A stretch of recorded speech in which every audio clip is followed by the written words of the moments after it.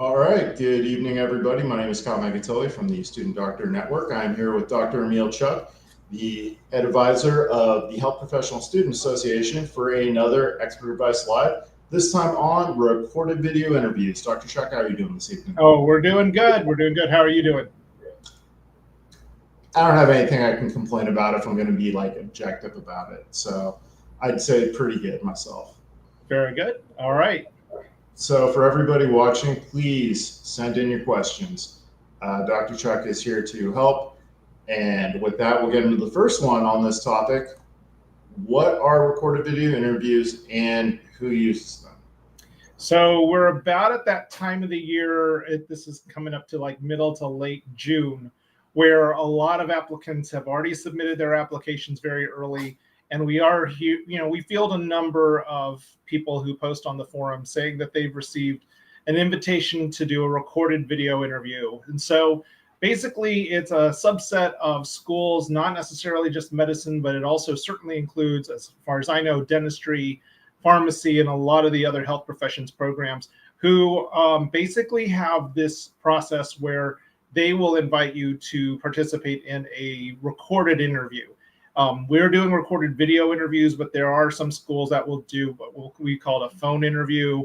And others will just basically do something really odd and bizarre, I guess, before they consider you for an actual interview itself. It's not really caught on in a ton of places on the medical school side, but definitely the dental school and pharmacy school, and you'll see it in business school and a lot of other places. They are using video interviews essentially as a supplemental application or part of a supplemental application. So a number of different schools really like using recorded video interviews. It's an opportunity for them to additionally screen applicants for various competencies, communication skills, and whatever else, especially a little bit more, off the cuff, more impromptu type speaking, as opposed to, traditional secondary applications that most of the medical school applicants are used to, where, you have time to fill out an essay or a few essays one way or another. So this is an opportunity to really get to communicate and demonstrate your communication skills as if you were auditioning for a real interview at the school. So a number of different schools have been using at least recorded video interviews, and probably a few more as time really will roll on. Now, something I'm immediately wondering, and I'm probably not the only one, are you getting charged for these? Or is this the one that's on the house? So Kira Talent is the predominant player who is involved with recorded video interviews. There certainly is a way that if one needed to, you would charge an applicant for it. But most admissions committees, most admissions staffs are pretty savvy about it, and so they are more or less able to, absorb the cost that normally we would charge individual applicants for. So, and when I mean absorb the cost, that means a little bit more incorporating it over, like with a small modest increase in your secondary application fee. So if the math turns out okay one way or another, it turns out to maybe increase a secondary application fee by about $5 to $10 per applicant. Given that recorded video interviews could go to just about everyone that submits an application, or it could go to a select few. So really depends on the school. But rest assured, most of the admissions offices that I'm aware of currently will include the cost of you doing a recorded video interview or a screening interview with your secondary fee. Okay, that's not as bad as I was expecting. How are these different from Casper and Preview? So I know many of you, especially on the medical school side, have been thinking about Casper and Preview, which are traditional, situational judgment tests. But Casper and Preview are situational judgment tests that are run by a vendor. So Casper is run by Acuity Insights. Preview is run by AAMC.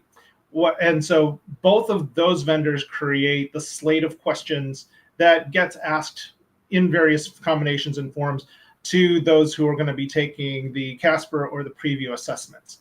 Now, what Kira Talent is, or what these recorded video interviews or the screening phone interviews are about, They are much more flexible. It's just a platform, and the questions are provided by the individual schools themselves. So whereas, if you do Casper or Preview, you relied on their specific set of questions that they've done to design their exam. The recorded video interview is an opportunity for an admissions committee to really tailor write the various questions that they would administer to whoever's going to take their recorded video interview, and therefore, for the most part, the admissions team will review all of the responses that come in through those screening interviews. There is certainly an opportunity, if the admissions office really wants to, that they could outsource it in the same way that Casper will outsource reviews of their of all their responses for Casper to paid evaluators. It's possible with Cura Talent that they do that too, but I think for the most part, the admissions committee really likes to keep their data in-house, and they are more than happy to have designated individuals who are part of their admissions process review all of the results, and they'll score the results themselves within the platform where the recorded video interviews are conducted. So basically, in short, Casper and Preview, the questions are written outside the admissions office. Cura Talent, recorded video interviews, or even phone interviews are usually have questions that are provided internally by the admissions committee. That makes it a little bit harder to, quote, study for recorded video interviews, because every single admissions committee is going to write their own set of questions. And, I know you raised the question of cost before. You only can take Casper and Preview once, and you pretty much cover all the bases for all the schools that require Casper or Preview. Because Cura Talent and the phone interviews are very individually tailored, you could be taking any of these recorded video interviews, more than one set of questions. You'll be used to the platform, but one set of questions at one school will not be necessarily the same as another set of questions at another program. So if you do recorded video interviews, you may wind up doing it once, twice, or a few times, depending on how lucky you are with the whole entire process. So that's really the main ways that they're different. Okay. I think there's something to be said for unique questions that you can't prepare for. So it makes sense the schools want to go that route. It's a lot different going in cold than something that everybody can tell you about ahead of time. Any questions you guys have, please drop them in the chat and we'll make sure to get to them. Next up, I've heard a few schools are doing phone screening interviews. What do we know about these? So as I mentioned before, a lot of admissions offices don't want to pay the amount of money it takes to pay for the platform to do recorded video interviews. So this is sort of a less expensive workaround, as it were. So in this case, they will try to set up a phone interview screen. Your answers likely would be recorded for the purposes of, sharing it with other evaluators. Or maybe it's possible that you might, for every screen interview that you have, you might have more than one person listening in. I don't know if that's likely or not. I mean, again, the amount of manpower needed to do interviews in general, there's just not that many. So for the most part, phone screening interviews basically function very similarly. Even if you did a phone screen interview for a job, it's very similar to that. It's a standardized set of questions. It's a standardized interview where the evaluator just basically runs through a list of questions that they will generally ask everybody.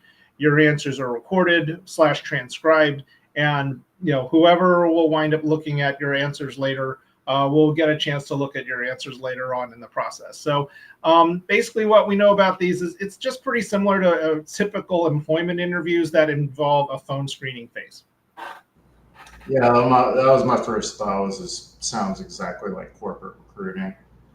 If anyone here has been through that, it's not bad. So sounds preferable to the video part, honestly. All right. What questions are asked on these interviews? In general, obviously, no one really knows definitively what questions are asked because, again, for these types of interview platforms, the schools themselves or the admissions committees themselves will generate the questions. But you would probably expect the usual set of questions that you would want to prepare for any sort of introductory interview phase. such as, tell us a little bit more about yourself. What are your strengths and weaknesses? What draws your interest into our program? And then perhaps a couple of other interesting situational, tell me about a time when behavioral questions that will certainly pop up. Certainly these are just general, quote unquote, I will call them softball questions because you should be expecting these questions anyway. But it's just an opportunity for you to basically answer a set of standard questions that everyone's going to answer. And, you'll get a chance to respond through your webcam, very rarely through your typewriter or your keyboard, unless they really do have it set up that way. Certainly for the phone screening interviews, you're doing it orally over your phone or whatever, or your voice IP. But in general, these are just general questions that are, pretty much get to know who you are. They do not necessarily have to be hardcore, quote, situational judgment questions similar to what you would expect for on Casper or for Preview. These are really meant to be get to know you and also get to know us. One of the things that these platforms allows is for you to actually get a little bit more of an idea of the different individuals or groups that are represented by that school. So you might have a question that's asked of you from not just the admissions dean or even the dean of the overall program or of clinical education or something. You'll probably hear from students, you might hear from alums, you might hear from residents, you might hear from people in student services. And since everything's recorded, it's a really great opportunity for the admissions team to really showcase just the broad diversity of individuals that you would wind up working with if you wind up at that school or at that program. So it's got a little bit of marketing flair in a way that you can't really do that for Casper and Preview, but it's a great opportunity for you to, at least in the ways that the platform allows, get you to know the school a little bit better. And I think most people, if you believe all of the feedback after all those assessments, given all the different types of questions that are there, most people who take these types of assessments really have a relatively positive experience in general with being tested in that vein. And that's all we can ask for. Yeah, and if it's pre-recorded, you can practice giving your answers in a mirror and rehearse, which is very useful for interviewing. Very, very, very useful. I got told that when I was younger. I thought it sounded goofy, but it helps. So if you guys have questions, please drop them in the chat. Next one, how much do these assessments matter for getting a quote unquote real interview?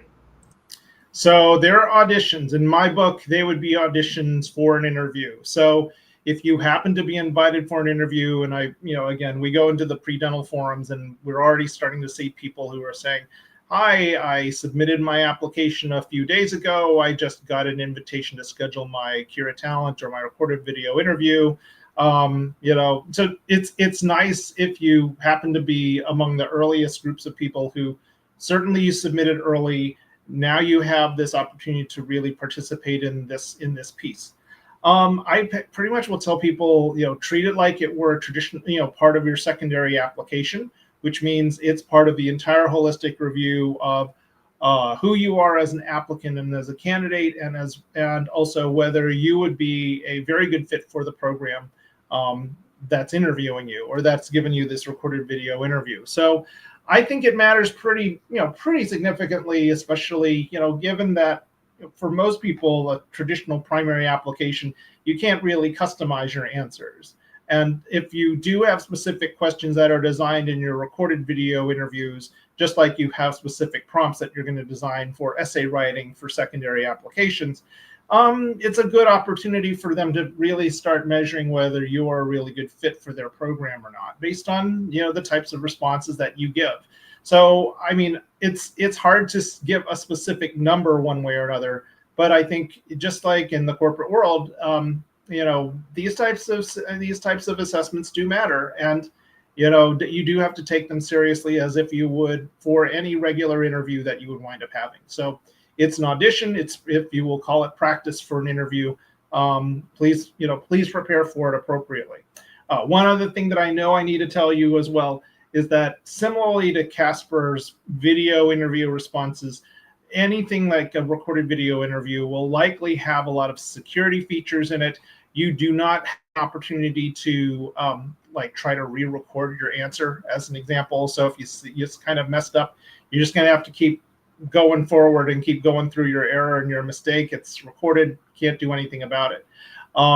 The security is a little bit different than Preview, because obviously Preview has live proctoring, and the way these recorded video interview platforms are set up, their security is pretty sophisticated. They don't, as far as I know, need live proctors, but they do keep and pay attention to the security protocols that you're going to have to go through in terms of like making sure you're not, quote, cheating on your recorded video interview. So I won't go into more details other than that, but needless to say, as I mentioned, a lot of people really liked their recorded video interview experience. There hasn't been a study that I know of that really compares between that versus Casper or even Preview one way or another. But I would suspect that depending on the way that those assessments are designed by the admissions staff and the admissions committee, they usually will find a way for you to make it feel like you had a much better time. Understood. Yeah, it sounds like a good rule of thumb is take every step of the application process serious. Again, if you guys have questions, drop them in the chat. Now, who judges our scores, our responses? I didn't say that the way it's written. Oh. So who scores the responses? So how it's pretty much designed is, first of all, the questions themselves are developed by members of the admissions committee. Whatever approval process happens.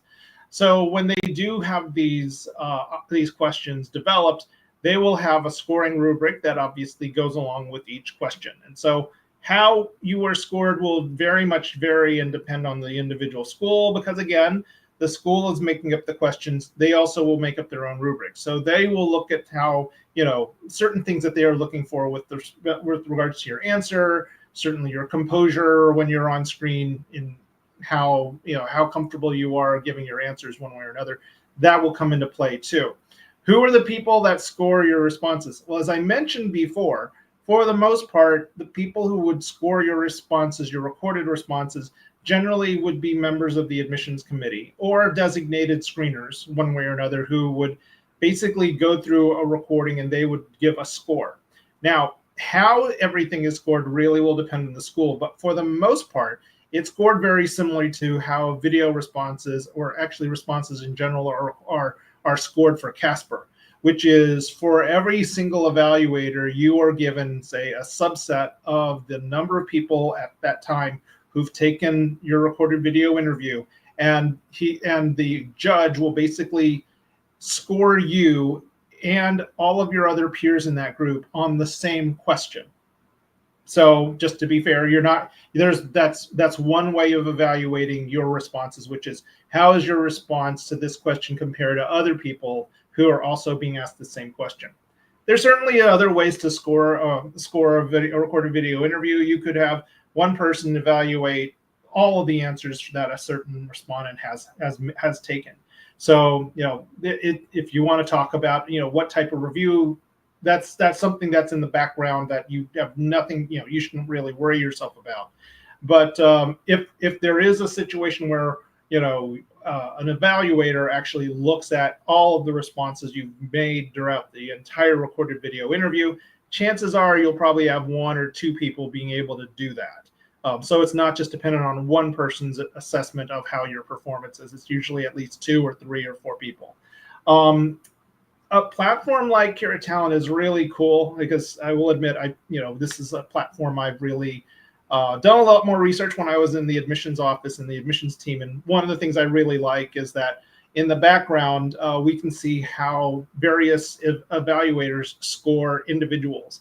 So I think you probably may be accustomed to like the Olympics and how there's certain events that are always, you determine winners by some subjective score or some contribution of a subjective score, because for figure skating, there's always some judges that you'll score within a certain range, and there's a technical score or whatever that whatever it happens, there is still that subjective score that happens for figure skating or for diving or gymnastics and so forth.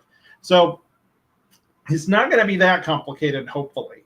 But what you wind up seeing is that you can see the statistics for individual evaluators, which actually happens a lot with MMI too. We can see people who say always consistently score people very, very high relative to other evaluators.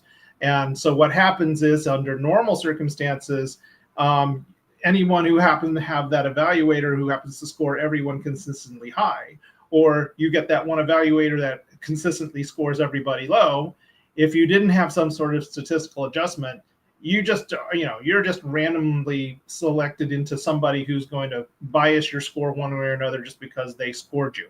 So one of the nice things about these types of platforms is that they can actually help with the statistical adjustment so that everybody scores their behavior is roughly the same, and you can really do a little bit more of an adjustment apples for apples. Again, that's all background stuff. You don't need to really worry about it. But basically, for the most part, who judges are people who are part of the admissions committee or the admissions process at the school. Very rarely, but there are possibilities that some schools may pay outside individuals to evaluate your scores for you in the same way that Casper does it. But again, that costs money, and most admissions teams aren't really big into that unless they really have a super high volume of applications that they have to go through. As I mentioned, most of the schools that we're really talking about that are using these platforms, they're not your med schools. I mean, there's a few that are med schools, but there's dental schools, the vet schools, pharmacy programs. A lot of those programs are using that platform. And in a nice way, they're using that platform instead of the larger, situational judgment tests like Casper, or certainly, Preview is really for medical schools. And no one's really using Preview outside, allopathic or osteopathic medicine. So this is a nice way to sort of be a proxy or sort of a substitute for those types of situational judgment tests. And again, it contributes to school-specific or secondary applications. All right, sounds good. Any questions, drop them in the chat, guys. Dr. Schreck is here to answer anything you've got. Next one, what if I need accommodations? So for these platforms, because individual schools are administering these assessments, the one thing you have to make sure you do is, if you know you need some sort of accommodation, you need to contact the admissions team. So Casper and Preview have their own processes about requesting and receiving accommodations with whatever other documentation that those programs will require. So since, again, Kira Talent is not involved with actually administering the test, they do have ways in terms of their technology to allow for accommodations to be granted. But whether you get accommodations or not is now completely reliant on the admissions team and the school's ability to determine whether you should receive accommodations or not. So once you get an invitation to participate in a recorded video interview, possibly even a screen interview, if it's not already written in the invitation on a process on who to contact regarding accommodations, you should certainly contact the admissions team, whoever the director of admissions is. Indicate that you have received accommodations before. What do you need to provide to justify granting accommodations, whether it's I don't think it's a problem with closed captioning, but I think other sort of accommodations in terms of being able to have an extra time or whatever else, those sorts of adjustments one way or another. See what each admissions team will allow you to have, and hopefully that's all you can do. I mean, we have to do accommodations for situations that are appropriate for this type of assessment. So this is one of those things where you just have to ask the admissions team, and if the admissions team says they will grant accommodations, it's on their side, their responsibility to make sure to give you an opportunity to do your recorded video interview under appropriate accommodations. So make sure you talk with that team if you need accommodations and you have documentation for it, or you need to figure out what documentation you need. All right, that's pretty straightforward. How do I prepare for these screening interviews? All right. So basically, you prepare for them just like you would if you were doing Casper or Preview. So first of all, certainly, these are video screened interviews. You're going to be on camera. You will be asked to have your camera on, and you will likely have some instructions on things you need to do, security wise with your own computer, with some of the things that are surrounding your immediate area when you're taking a recorded video interview. Certainly, all the usual rules with recorded interviews or even web-based interviews are in play. So certainly make sure you have reliable internet, you're in a private or secured area where you're not easily interrupted, you have good lighting, you have good audio, you have a lot of those different things that will help you prepare for these interviews on the technical side. For Cura Talent specifically, you do have an opportunity to test your the technical elements of your web or your camera and your microphone well in advance before you actually take the real recorded video interview. So unlike Casper, where I think a lot of those assessments are timed to a specific date, recorded video interviews like Cura Talent do not necessarily have you force yourself to take the same assessment at the exact same time. The technology is flexible enough that you can actually, it's there. You can access the platform. You can go through a lot of their tutorials way in advance, including sort of answering a series of mock questions. Certainly this is not the set of questions that the admissions team will deliver, but it's a set of questions Cura Talent has always had, just so that you can hear yourself, the recording is good, the lighting looks good, so that all the technical things that you need to worry about work just fine. And you can do that before you actually go in and actually take your true recorded video interview. Once you begin, you can't stop until the very end, and that's pretty much it. But you can always do the practice or the tutorial however many times that you need to before you take the real thing. So certainly just make sure you're comfortable with the actual platform. Make sure that when you are being recorded in their practice space, that you look what you're supposed to look like, dress well, make sure you make eye contact. All of those usual things are really applicable. Once you have your screening interview, again, as I mentioned, you start and you just go. The interviews themselves, I think most schools are keeping it within reason, about 30 to 45 minutes.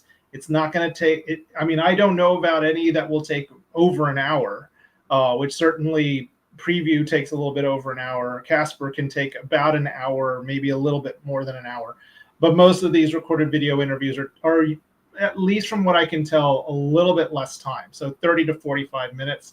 That's at least anecdotal. We try our very best to get more people to, if you are taking a recorded video interview, we do have surveys that will ask, how long was your recorded video interview? And that's pretty much around the right amount of time, because I don't think admissions committees really want to be bogged down and listen to 10 questions. It's like, this is an audition. You don't, we probably have a pretty good idea of what type of interviewer you will be or what type of student you are after about like 4 questions at least. So it shouldn't be that hard to ultimately make some sort of decision. You just have to get other people sort of involved. Certainly, and I should mention this, if there is a glitch that happens during a recorded video interview, again, yes, you should get in contact with the admissions team. They will verify if that glitch is significant enough that they would want to have you retake it again. Unlike Casper or Preview, for the most part, admissions teams do not have they may have prepared like a big bank of questions that you get randomly assigned to. And that's not typical, but it is certainly possible that's you could get the exact same set of questions in your recorded video interview, the last time and when you had the glitch, and they basically will have you do the same 6 questions again. Again, it's an audition, so that happens. But they will be the ones to verify whether that's a real problem for you or not. And if they feel that you got your composure got knocked off the banister, it's like, oh, something happened and you didn't know you were still recording or something else like that, there is that possibility, but it's at the discretion of the admissions team to really allow for that type of redo to actually occur. I mean, we do need to be fair to everybody regardless. So prepare for it as if you would prepare for any sort of regular interview. Again, I would expect, and most of us would expect, that these types of audition interviews are going to be just the plain bread and butter interview type questions that you should be preparing for anyway. Tell us about yourself within a certain amount of time, and tell us what your strengths and weaknesses are, what your affinity is for that program, and then the usual, tell us about a time where you struggled, where you showed exemplary leadership or teamwork, all those sorts of things that many of you have probably been preparing for writing secondary application prompts, especially for your med school people. Again, a lot, it's just the usual stuff. So it shouldn't be too much work, I guess. The only work that you have to worry about is platform and just making sure the technical requirements really fit what you're trying to do. That all sounds extremely straightforward to me. That's not too bad at all. All right. I don't know. Are there any questions from other people online? Last call, guys. Any questions? Send them in. I'm not going to sit here silently the entire time. Dr. Chuck, is there anything else around this topic that you'd like to share with the group? Sure. So as I mentioned, it's not traditionally seen right now among medical schools, so MD and DO. So I know many of you might not necessarily be really gung-ho about, this isn't really something that's going to affect me. It's likely, more likely than not, that you might be surprised which schools are using recorded video interviews in the med school sphere. I think one of the most renowned ones right now include Washington University St. Louis, which I guess many people know. Yeah, they seem to want to invite people to interview, or at least they get they want to invite people to interview who are clearly really strong or exemplary in their metrics. So this recorded video interview phase really comes in at a very interesting time for them, because now we can really start separating people who really are good fits for us. Even with a lot of people who have fantastic metrics one way or another, that's generally been their tendency. And so they can really start filtering out a number of people that they would really want to see, that they want to see during a real interview. So these are really important, especially for those of you who are high metrics people who, say, are applying to a place like WashU. You get this phase, and it really starts to separate. It really helps to separate the whole bunch of people who all look very, very similar to each other, just because you have high metrics, high involvement with your community, a lot of clinical exposure. It really does tend to separate you guys a little bit more. On the dental school side of things, it is certainly a lot more common that we start to see those. So Roseman University, which is out in Utah, it's one of the 3-year dental school programs.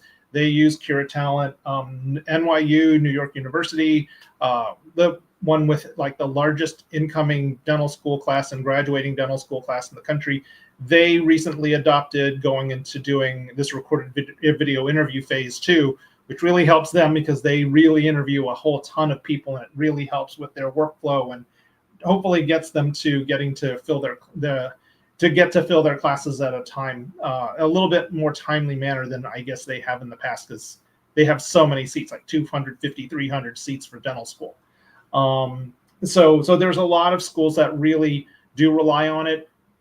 Physician assistant programs, a lot of them rely on Casper, but then there's also a good number of them that will use CuraTalent. Well, I've seen a lot of pharmacy schools, a lot of physical therapy programs using it. It really, again, is an opportunity for you to really showcase your personality and sort of your fit as a potential future student. And again, I'm talking about many of those programs because the application pools for most of those programs is so much smaller than medical school. So chances are you really do have actual faculty members reviewing your recorded video interview responses in a way to pick you to be for the next round of interviews, real in-person interviews or virtual interviews that they'll have later on. Many of the same people that may have watched your video response may be people you will be talking to for the live interview session too. And I will admit, Cura Talent also does have a live video version platform. So instead of it being recorded video interviews, they'll do basically similar to what Zoom or a lot of other places, AMP, or if you're doing med school interviews, they'll have a virtual interview platform where you'll do basically the same thing.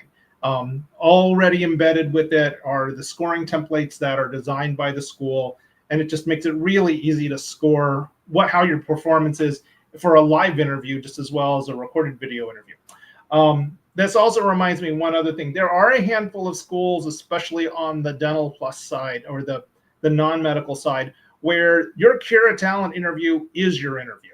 And I know we've been talking about it as an audition, but it is certainly possible that, for a lot of schools and a lot of programs, not necessarily in the health professions, the Cura Talent interview is really your interview. And maybe you might get invited for a meet and greet afterwards, but for the most part, this is the one very fair way to get to know who you are, and you get to be compared against other potential applicants. And some admissions committee out there is more than likely than not going to pick people just based on your performance on recorded video interviews. So I really hope that whatever you wind up doing, you talk to the admissions team at the schools where you are applying, and you get them to tell you exactly how they're going to use recorded video interviews. Most of our med, dental, and health professions programs are pretty straightforward in how they're using it. And again, most of them are using it as audition interviews. There may be a handful that are using it as their interview instead. But it's, again, you just need to ask around. For the most part, it's an audition. All right. Yeah, you only get one chance to make a first impression. I know that's a very cliche saying, but you don't want to have to try to, you're not going to get to try to make up ground if you blow one of these interviews, it sounds like. I've got a question from Natalie. Could they call you in for an interview after doing the recorded interview? Yes, that's the entire purpose of this. Yes.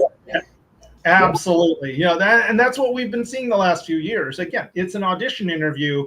If you do well, quote unquote, well enough on your recorded video interview, the admissions committee will then just, they'll just continue selecting people for the next phase, which is, whatever, if it's in person or it's virtual interviews, that's the next phase in their whole entire process. That's really one of the nice things about recorded video interviews, that it allows you to do that. And you do multiple rounds. Again, it's like if you were in a real employment world, phone screen or a recorded video interview before, a second or possibly even third phase finalist interview phase. That's all pretty standard. Let's see. I should also mention that if you do go on the internet and you look up things like Cura Talent, especially in the dental school space, it's not just being used for traditional pre-doctoral programs. So if you're going for a DMD or DDS, you get a Cura Talent, invitation as part of the process.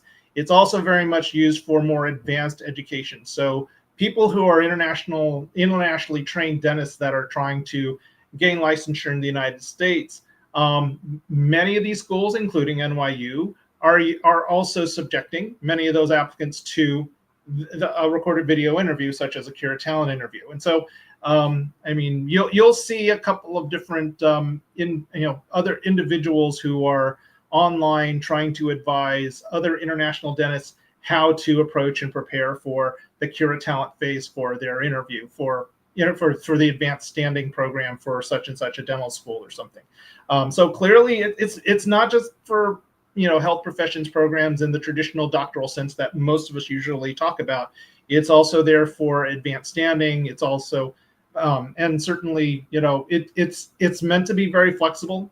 I mean, again, an admissions office, it costs money for an admissions office to use this platform. You also have to have additional time to record the actual questions and record all the video scripting that you need to create this overall impression, so that, again, it just doesn't look like, just a blank screen with a lot of text. You actually do have people talking to you on camera. They're recorded. They're reading a script off of a teleprompter, really making you feel like, hey, this is the best that we can do. We want you to feel comfortable with us, and we want you to get to know the people who are at our school or what they're like, even in this sort of recorded, in this recorded fashion. We live in the world where the internet really, has been very important over the last certainly 15, 20 some odd years.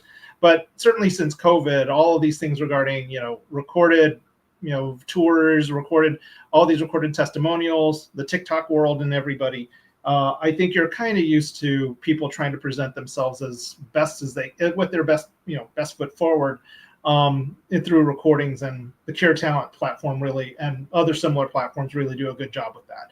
So you need to sort of set aside time and the money needed to have your professional studio, have your script writers, have all the recordings of all your questions done in one fell swoop. And then the amount of time it just takes to sort of stitch all of that together, get your rubrics together into the platform and test everything well before you actually begin your application process. So it's a lot of time, but in the end, it's a question of it's worth it, but it's still a lot of money. And so that's one of the reasons why it's not just for pre-doctoral. They'll use it for just about anything they want to. Makes sense to me. Follow-up question. Are you able to ask questions after the recorded interview? I think you would have to reach out to the admissions office directly to do that. That's an interesting question. I don't know if you have specific questions that are not otherwise covered by the recorded video interview. I mean, you can always email them. There certainly is the possibility that one of your recorded video interview questions are, what questions do you have for us? I mean, that would kind of be a nice little way to accommodate you if you wanted to ask questions. But again, I can't say that's what happens at every single school, or every single school will think about that. Clearly, opportunities to provide feedback. You'll likely get some sort of a feedback survey, an experience survey. Again, most of the ones that I've seen that the Cure Talent people do, you can go to their website. They really claim to have a super high satisfaction rate among people who take the tests, who take their assessment on their platform.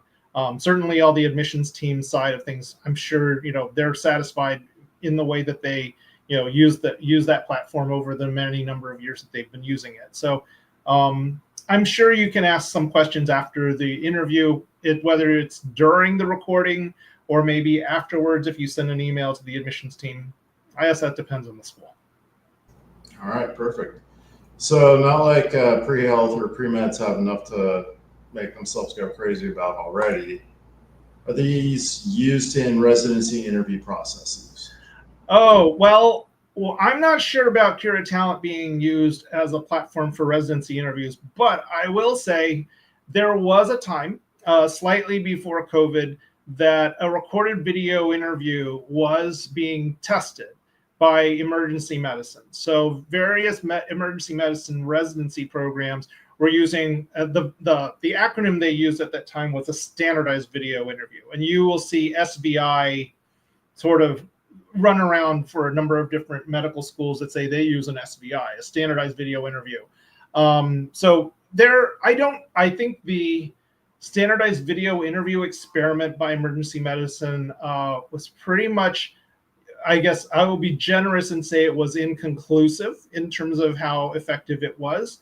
I'm sure probably those individuals who were really involved with it said that it really didn't help at all, at least didn't significantly help that much more compared to regular, at that time, in-person interviews. The opinion might have changed quite a bit since COVID has come around. And since nowadays people are, I think if you believe a lot of the survey data from med students who are applying to residency interviews, so many of them really do like the video virtual interview, live interview platform a lot. That, obviously it saves money. It doesn't interrupt you from all of your various clerkships or other rotations. It certainly is possible that some residencies may consider doing some sort of standardized video interview. Now, that said, it's got to be very cost effective for the residency program. These are not cheap platforms. They are really designed much more for traditional graduate education admissions processes. So, if you have to pay a certain amount of money for a certain number of years for you to use that platform. Plus, as I mentioned, you've got to set aside time and money to write some scripts, to write your questions, to write your rubric, your evaluation rubrics, and you got to have to do all of that. So that's a lot of time, and you could probably guess most residency programs don't have that type of time, and certainly don't have that type of infrastructure to really support something as full-blown like a Cura Talent interview. As I mentioned, advanced standing programs for dentistry are an exception, but that's not a residency. It's certainly possible, but I think you really need a bona fide admissions team or admissions office with the appropriate budget line to really support having that type of a platform.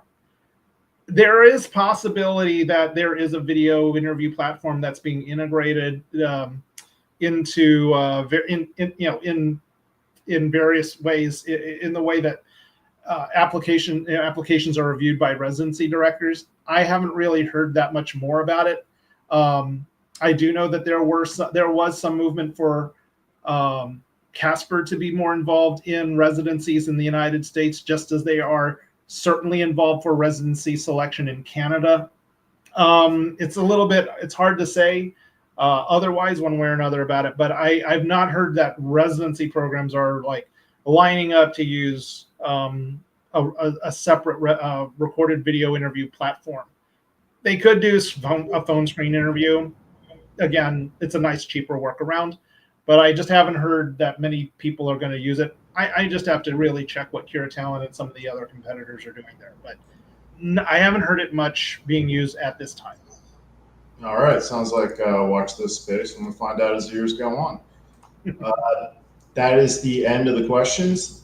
Dr. Chuck, thank you for expanding on this topic. Yeah, like I said before, it sounds pretty straightforward.